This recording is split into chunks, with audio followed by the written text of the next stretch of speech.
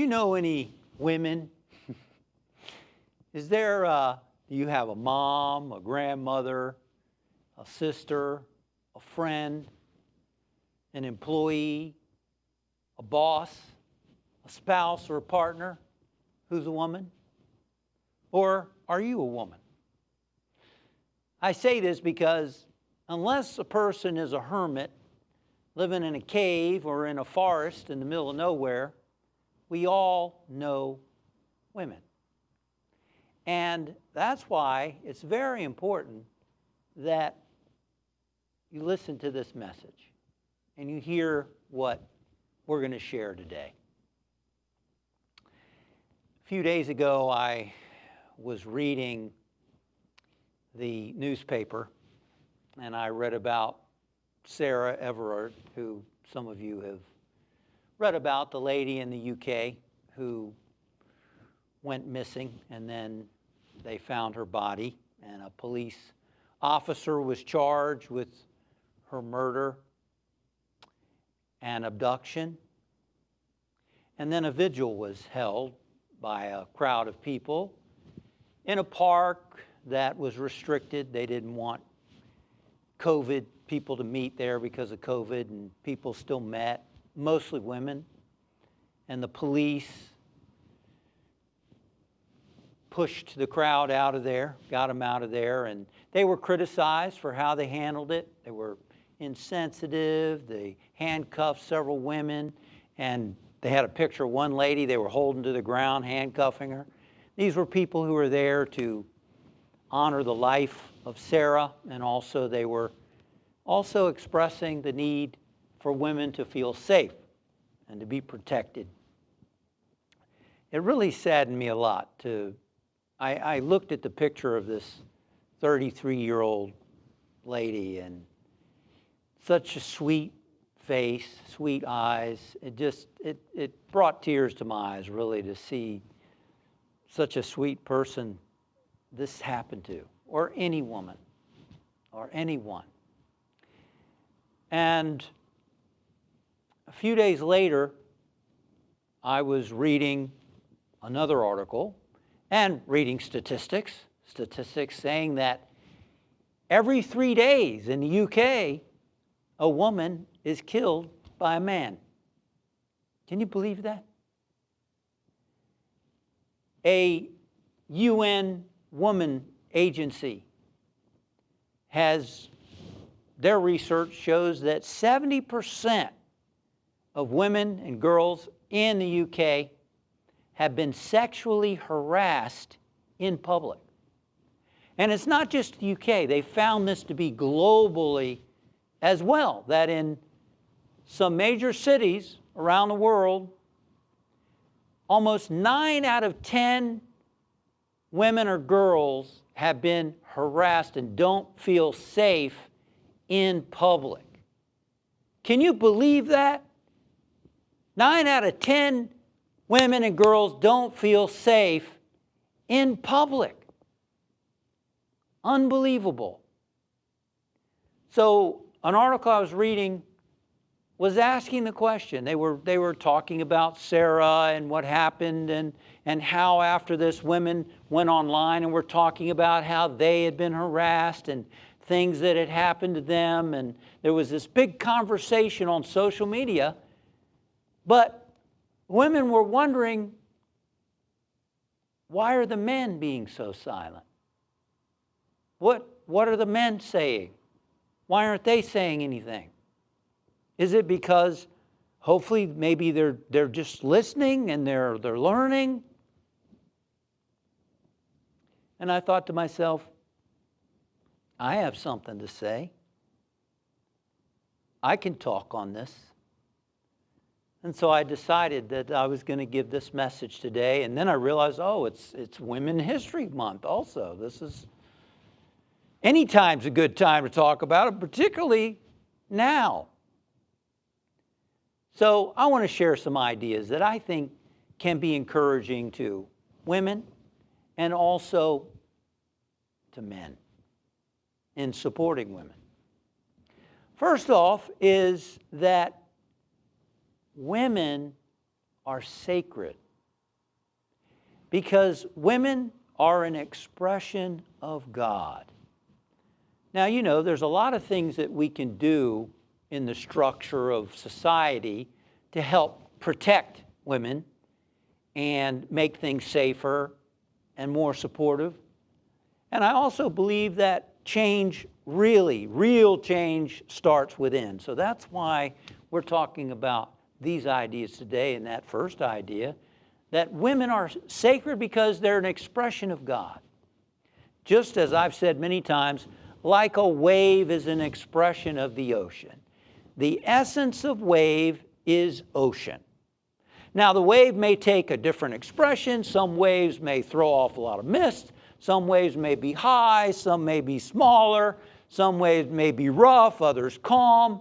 But there's still a wave whose essence is ocean. And that's true with people. A person might be one race, one sex, different race, different nationality. Doesn't matter. Still, the essence is spirit. The essence is God. The essence is that wave in the ocean of spirit. And I think it's important that we recognize that even though there's diversity in the world around us, there's unity as we look at the essence, which is spirit. And women, just as men, are expressions of God, which makes women sacred, which makes the essence of a woman worth being treated with respect and honor and dignity.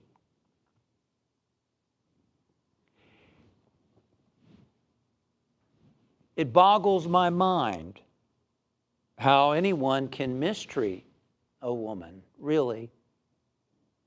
It really does. Because whether a woman's going to have a child or not, we have all come from mothers. The only reason we're here is because we were carried and nurtured in the body of a woman, a mother. I don't know how anyone can not see a woman as a potential mother. Who doesn't love their mother? I mean, you know, we may all have mixed feelings about our mothers, but most healthy people love their mother. And a woman is a potential mother.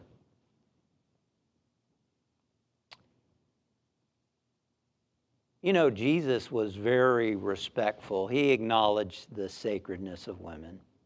Before he walked onto the scene, there was, women weren't treated with that kind of respect. And he came and showed that women and children deserve to be treated with great respect. And some of the stories that may stand out most in our mind are the ones with women, Jesus and women. You know, some of the people who supported his work and his ministry were women. They supported it financially, they supported it in other ways. And some of those wonderful stories, like the lady who was putting a very expensive perfume on his feet in showing appreciation and love for him. And some of the disciples were like, why are you letting her do that? Because that could be sold and we could use that money to help the poor. And Jesus said, the poor you'll have with you always, but I will only be with you for a short time. He basically, put things in perspective. He accepted the love that this love and respect that she was showing him, and he was showing respect to her as well by accepting that gift. We know this relationship with Mary Magdalene, who was a woman who demonstrated the transformation of spirit in her life. She was a great example of someone who was transformed by the Spirit of God. expressing through her and transformed by the example of Jesus. And we know about Martha and that relationship. And how about Jesus' mother? When he was on the cross, who did he think about? He thought about his mother. He said to his disciple John, he said, John, behold your mother, pointing to his mom. Behold your mother, and woman, which was a respectful term in the Bible, woman, behold your son. He was thinking about his mother. And remember the wedding at Cana, where his mom, they were running short on wine, and wine was an important part of the wedding feast and so on. And she said, Jesus, in other words, she knew Jesus could turn the water into wine. She's like, Jesus, they're running short on wine. And again he said, woman, which was a respectful term. It wasn't woman. It was like, my dear beloved mom, you know it's not time yet, but maybe in a little bit I'll turn the water into wine, you know. It was respectful. There was a relationship. There was a love. Jesus respected women. Women are sacred. They're expressions of God. And I guess people have, through the ages, there's been terms referring to God as with female understanding. You know, there's been terms in Jewish mysticism regarding God as the many-breasted one or the divine feminine. Those terms about God existed, but I guess people thought, well, that's okay to think about God as the many-breasted one. Why? Because God was nurturing all of us. God was the parent, the mother of all people. So yes, the many-breasted one who nurtures all of us. Now they thought that maybe that was okay to believe about God, but people are separate from God. They didn't understand that we're not separate from God. We're expressions of God. It's not God here and us here. It's we are part of God. A woman is an expression of that very nurturing, loving compassion of God. There's no separation. In fact, if you look at Genesis, it says that male and female, He created them. That we're created in God's image, male and female, He created them. It doesn't say God created men and women. It says male and female, God created them. What does that mean? It means that we all have male and female inside of us. That's right. Male could represent, say, wisdom. We all have wisdom inside of us. Men, women have wisdom. We may not use it. We may not use it all the time. And we all have feminine qualities such as love, creativity, imagination, compassion. We all have that inside of us. We all have male and female energies inside of us because we're created in the image of God, out of which all of this has come.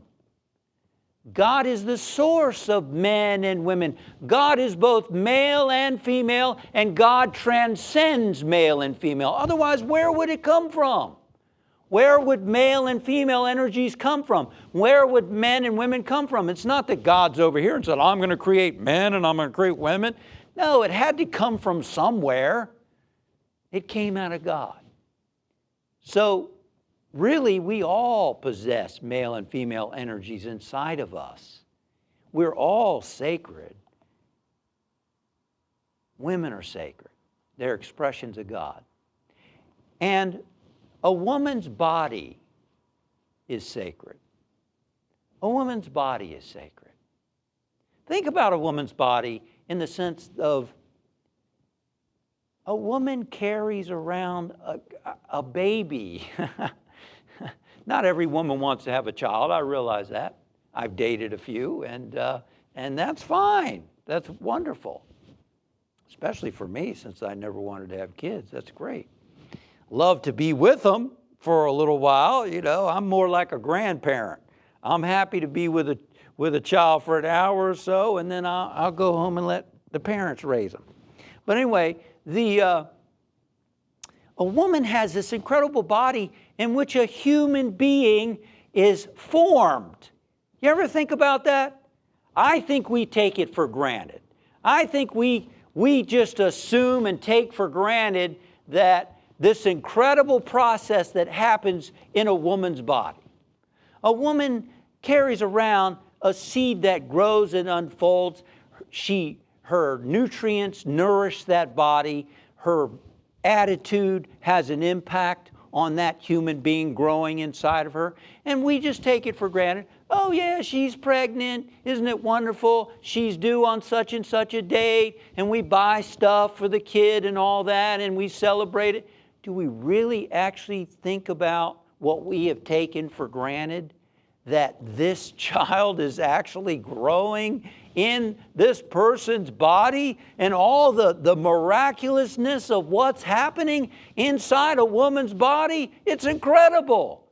As a woman, do you recognize or acknowledge periodically the amazing activity that happens in your body?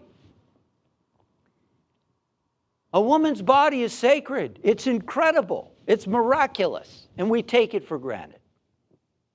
You know, yeah, she's got labor pains and oh, it's uncomfortable. But do we really think about what a miracle it is? But in our society, and I guess worldwide now, a woman's body has been sexualized.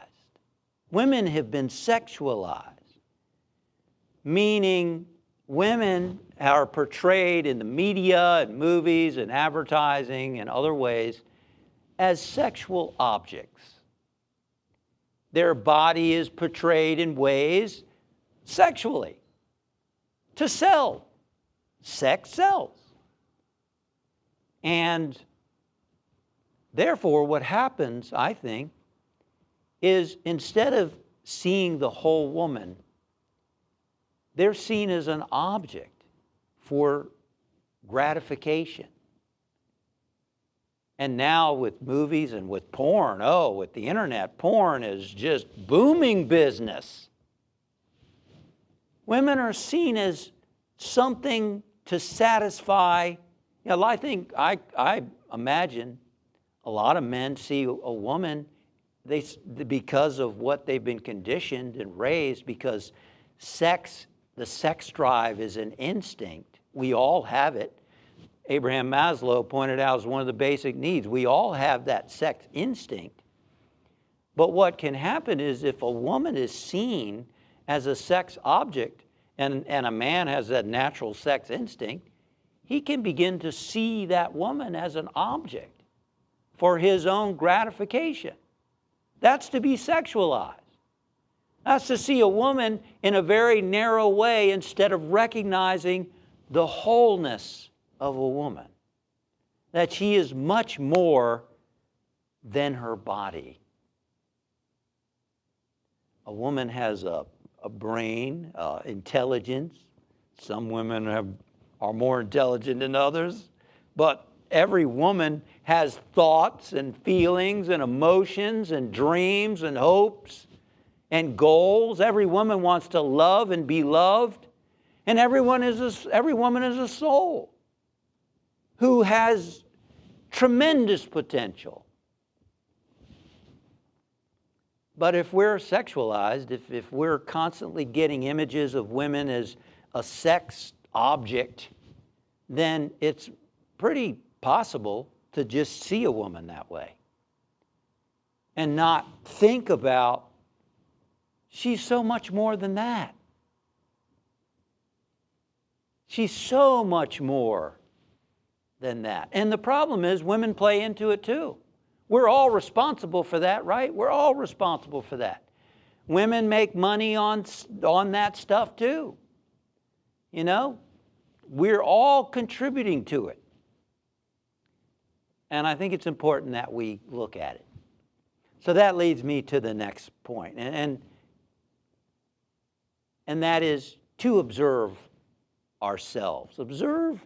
In fact, spirituality really is being conscious of what your thoughts and feelings are every moment of the day. Every moment of the day, rather than acting unconsciously. See, that's what happens. That's how we get in trouble. We act unconsciously. We get into, anger, fear, anxiety, or lust, or whatever it is, and next thing you know, we're acting out stuff because we're not conscious of it. Notice what your thoughts and feelings and behaviors are toward and about women, because that's where it shifts. And I'm not just talking about men, I'm talking about women too. I've heard women say negative stuff about other women. General statements like, well, all women are catty. I just like to hang around men because all women are catty. Well, aren't you a woman? You're a woman. What are you saying about yourself? I mean this for all of us. What are our thoughts, feelings, and behaviors about women? And notice what they are, because you can't change anything till you notice it. Nothing shifts until we can see it and feel it. Oh, wow, I see that thought there.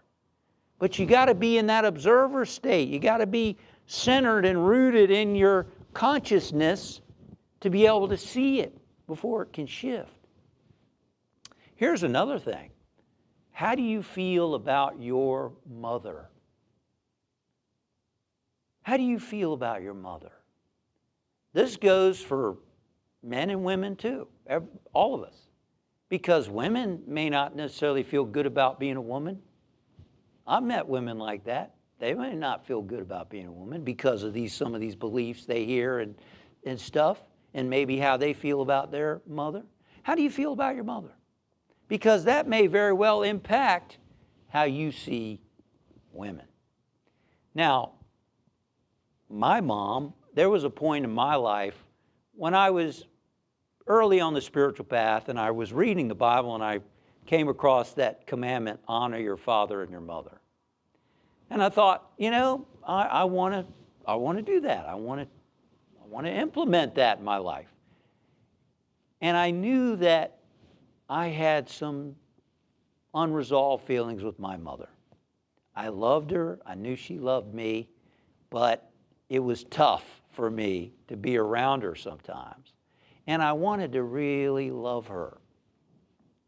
I didn't want to have any negativity about my mother.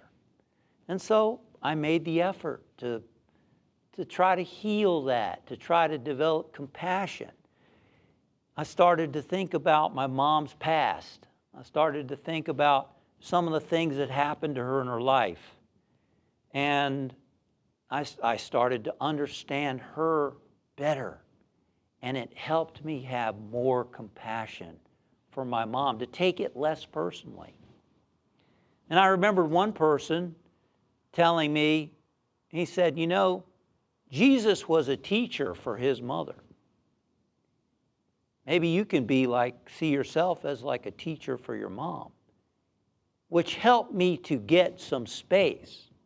You're my mom, you should be a better listener, you should care more about me, to get out of that space into how can I be a loving presence for my mom instead of expecting stuff from her.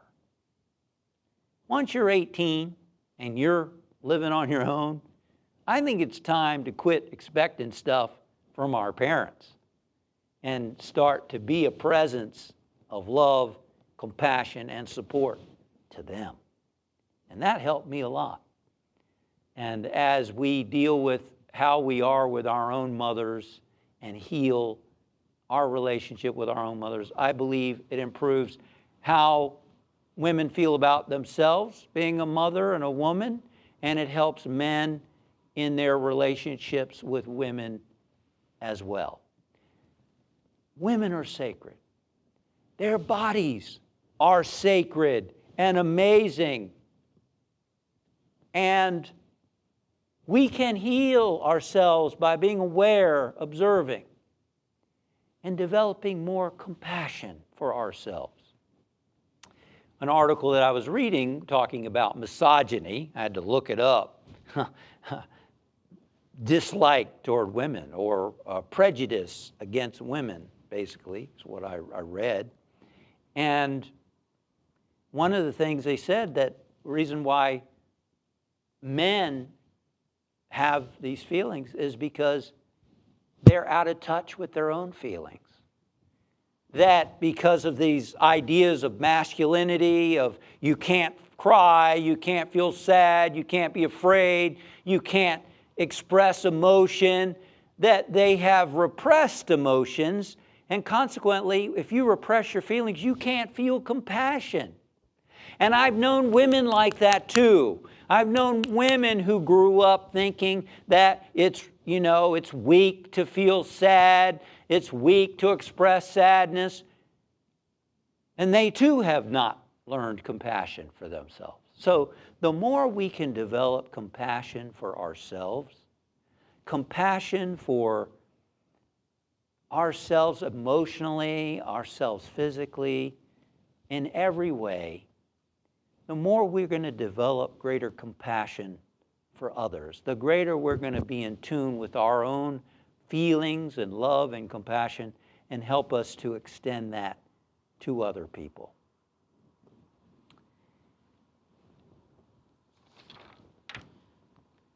One lady said of a friend of Sarah Everard, she said, and I believe this is true, everyone has a Sarah in their life, describing the magnetism of women who are smart, determined, and humble. She said that's why there's been such an ongoing tide of pain and rage, because other people feel like they knew her without knowing her at all. She went on to say, she was sunshine and light, and made you feel warm and good and safe. I feel angry about it as well, she said, but my main anger is that it happened to her.